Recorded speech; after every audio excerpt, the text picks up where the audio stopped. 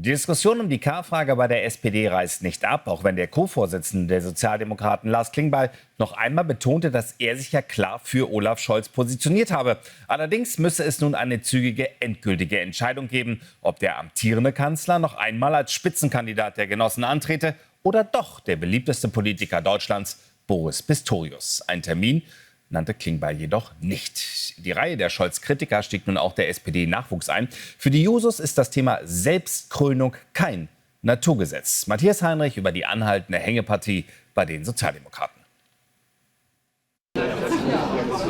Aus dem Murmeln an der Basis wird ein Grummeln. Ein Grollen ist es noch nicht bei der SPD in Düsseldorf. Rolf Mützenich hat hier einen Auftritt, sucht das Gespräch. Olaf oder nicht Olaf, das ist hier die Frage. Meine Meinung, Scholz ist unser Kanzlerkandidat und wir bleiben dabei. Pistorius finde ich unheimlich gut als Verteidigungsminister. Ob der als Kanzler genauso ruhig bleibt und das alles genauso gut kann, weiß ich nicht genau. Olaf ist für mich ein hervorragender Bundeskanzler. Aber ich hätte mir gern gewünscht, dass er ab und zu mal auf den Tisch gehauen hätte. Der Kanzler gestern auf dem Rückflug vom G20-Gipfel, Posing im Polo. Wirkt fast ein bisschen arrangiert, doch der Möchtegern-Kandidat bekommt zu Hause Gegenwind. Parteigranten wie Ex-Chef Franz Müntefering halten ihn nicht automatisch für gesetzt. Ex-Boss Gabriel mahnt nicht nur Köpfe, sondern auch gleich Inhalte auf den Prüfstand zu stellen. Parteikenner registrieren eine flügelübergreifende Einigkeit.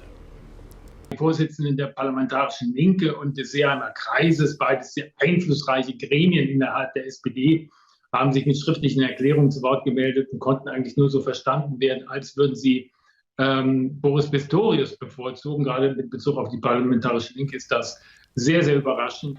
Münchens Oberbürgermeister Dieter Reiter spricht aus, was viele in der SPD denken.